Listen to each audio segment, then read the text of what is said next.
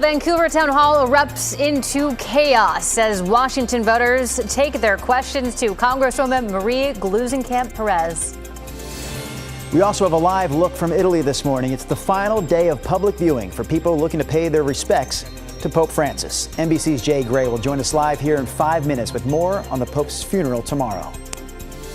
And a rare deep-sea fish washes up on the Oregon coast. Why scientists say its diet can help us understand marine life. KGW News at Sunrise starts right now.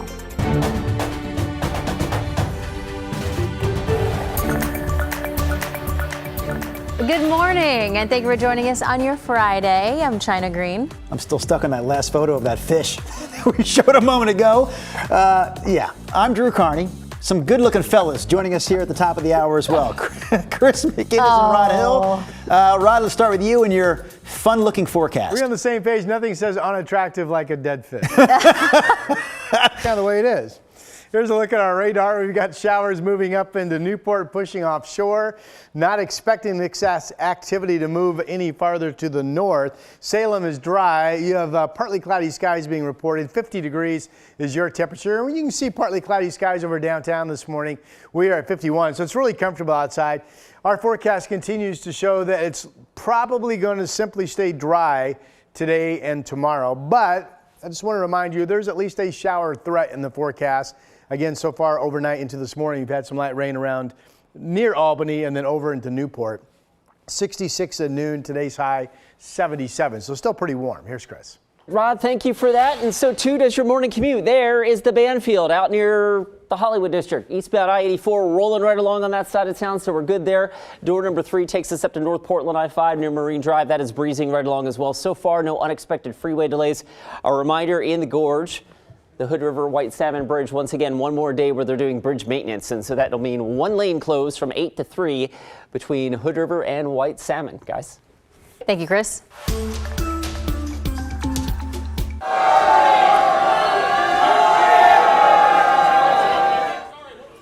So that was a town hall in Vancouver last night with Congresswoman Marie Gluesenkamp-Perez.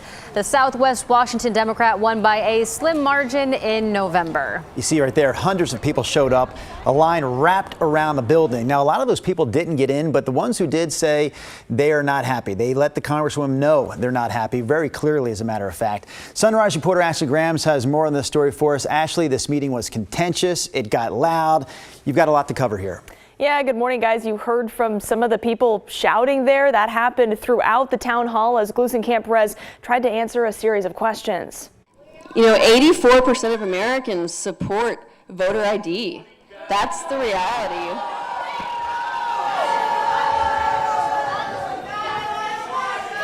Americans believe that only U.S. citizens should be determining the outcome of American elections. And any idea that I am standing to disenfranchise people is patently false. The first bill. Yeah, in that answer there, Gluesenkamp-Perez was talking about the SAVE Act, which she voted in favor of. The act would require proof of citizenship to register to vote. The Congresswoman doesn't always vote with her party. She says she wants people to have confidence in the voting system. Critics argue it disenfranchises even legal citizens who may not have easy access to required documents. I wish that she had run as independent, because that's truly what she is. She says she's a Democrat, but as a Democrat, she doesn't represent me. She makes me angry with a lot of her votes. People in this area are very frustrated, and I think that it was on her to come prepared to address these issues that she has been hearing about for weeks and weeks. Now, Gluesenkamp-Perez also talked about funding for the I-5 bridge, the fentanyl crisis, and decorum in the House, though the people we talked with left the meeting unhappy, feeling like they didn't get the answers they were looking for. Drew? All right, Ashley Graham's covering that story for us this morning. Let's get to some other headlines here. A federal judge blocked President Trump from denying federal funds to so-called sanctuary cities, including Portland, calling the president's attempt unconstitutional. Those orders specifically targeted cities and towns, communities that limit cooperation with federal immigration efforts. Portland and King County in Washington are among the 14 cities and counties that sued the Trump administration for its policies regarding sanctuary cities. The White House and the Justice Department, though, did not immediately respond to requests for comment. A 19-year-old is headed to prison for killing his best friend in a street racing crash. The parents of the victim hope that this case will at least convince some drivers to quit the dangerous hobby. Yesterday, Juan Medina Dominguez pleaded guilty to criminally negligent homicide, reckless driving, and unlawful street takeover. The takeover happened last November on North Marine Drive and North Ledbetter Road. Investigators say Medina Dominguez was doing donuts when his car flipped onto its side, killing 17-year-old Cameron Lively, who was in the passenger seat. Cameron's parents addressed him at yesterday's hearing. I watched you that following Monday walk into arraignment with no remorse. You had the audacity to plead not guilty. I don't think Juan should spend the rest of his life in jail. You know what? I can't imagine what it would be like with him having to live with the fact that he killed his best friend. The judge sentenced Medina Dominguez 3 years and 3 months in prison with credit for 3 months already served.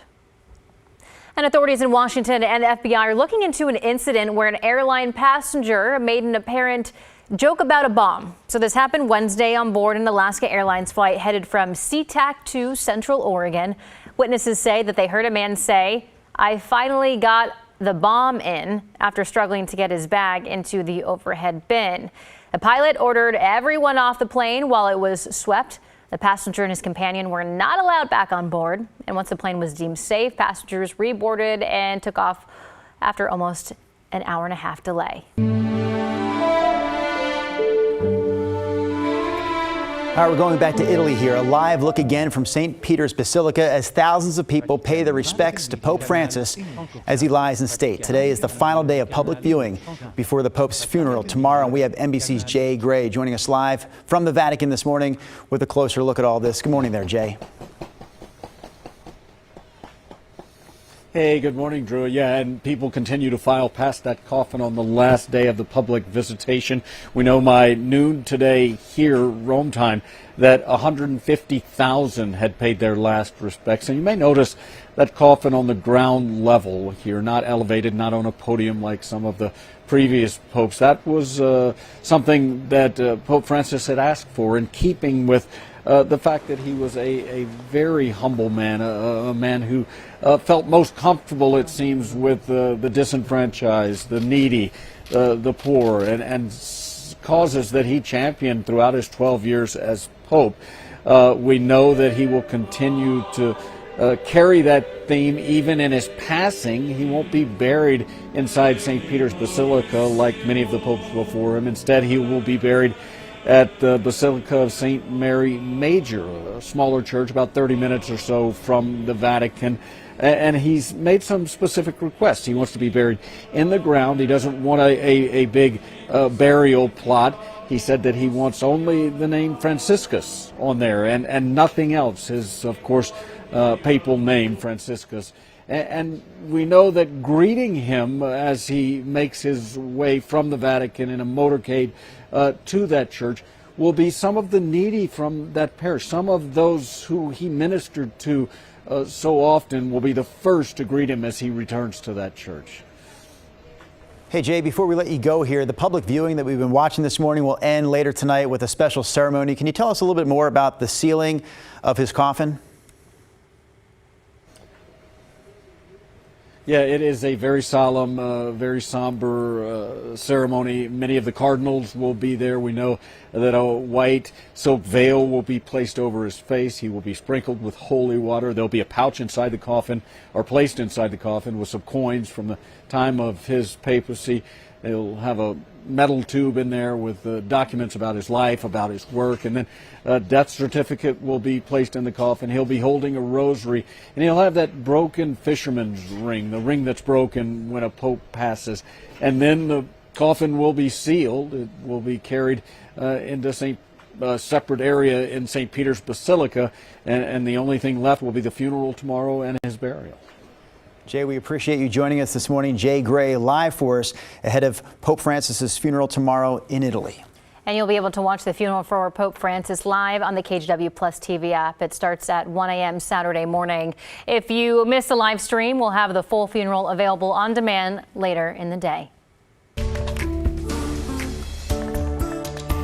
We're also bringing you live coverage this morning from Southeast Portland. Did they grab your vehicle out of the KGW parking lot, China, and throw it into the parade route here? I did not sign off on this. This is not the China Green Mobile. The 82nd Avenue of Roses Parade is happening tomorrow. It moves along Southeast 82nd Avenue from Bush Street down to Clinton Street. It starts at 9:30 in the morning, but we are getting this live preview here on Friday morning. This event has now been going on for close to 20 years. All the cars there today will be back there tomorrow for the big event. And we also have a live interview coming up with one of my favorite clowns in the city of Portland, Rose Festival's clown, Prince Angel Ocasio. Stay tuned for that coming up here at 6:45, guys. Rod, are you able to name any of the cars that were in that shot? Well, that's a Chevrolet, that first one. Very good. Yeah, Chevrolet. What was it, Chevy Brian? Impala? No, was it a Bel Air or an Impala? What was that? Do we know? We're trying to figure it out. We're not sure? Here, you come in. You do. I know they called the club the Impala Club, so that's why I said Impala. Oh, very nice. Well, you're probably right then, perhaps. Yes. Thank you, Mr. Carney. Tell you what, this parade tomorrow looks like they focus on fun, doesn't it? And the weather should be good for it. The chances of dry weather are like 98% during the parade tomorrow morning. Probably mostly cloudy skies, comfortable temperatures. We are watching our first little push northward of shower activity that's come up the coast into Newport. The rain showers inland have been stopping around Albany right here, so south of Salem, and nothing has made it farther to the north. We do have partly cloudy skies over Lincoln City from our Chinook Winds Casino Resort camera. 50 is your temperature. Here's a look down in Marion County. Some cloudiness over the state capitol this morning. As you can see, it's 50 degrees. And downtown is all dry and partly cloudy. And we are nice and comfortable as well. 51 is the number out the door this morning. Other temperatures for you. And what's going to be a nice Friday? It'll just be kind of a partly cloudy day, and it will still be warm. Yesterday we made it to 81, which was actually a record for the day. Today I think we'll at least stop in the 70s. This is 50 in Kaiser. We saw Salem's at 50. It's 47 out in Dallas this morning. Forecast eyes. Hey, Bo gave us a call this morning from Baker City saying, it's gorgeous out here, Rod. You folks expected to see partly cloudy skies eventually today, and there is a chance of some showers, mainly across the southern half of Oregon. Temperatures today warming up still, about 77 in Portland, 70 tomorrow. The chance of rain is in the so-so to slight category. Sunday 64 as the cool down continues. Might actually finally get some rain developing late Monday through Tuesday morning, and that's your update.